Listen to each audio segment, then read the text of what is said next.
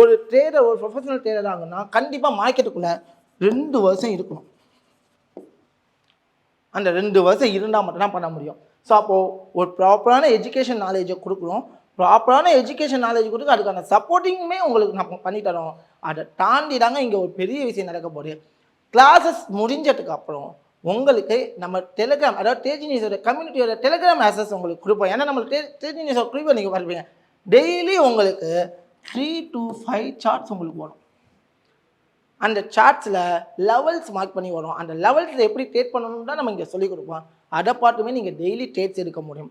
அந்த ட்ரேட் எடுத்தாலுமே நம்மளோட அக்யூரசி அந்த ட்ரேடில் 70%. உடனே நினைக்கலாம், ப்ரோ வெளியில் 80% தராங்க, 90%, ஆனால் 70.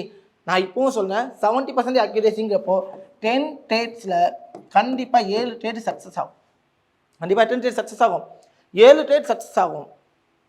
7 ட்ரேட் சக்ஸஸ் ஆனாலுமே ஃபார் எக்ஸாம்பிள் ஒரு 10 ட்ரேட்ஸில் 3 ட்ரேட் லாஸ் வந்து பார்த்தீங்கன்னா ஒரு ட்ரேடுக்கு 1% ரிஸ்க் எடுப்போம். அப்போது 3% நான் லாஸ் பண்ணுவேன், பாக்கி 7%ல் 14% ப்ராஃபிட் பண்ணுவேன். அப்போ என் கையில் 11% ப்ராஃபிட் நிற்கும்.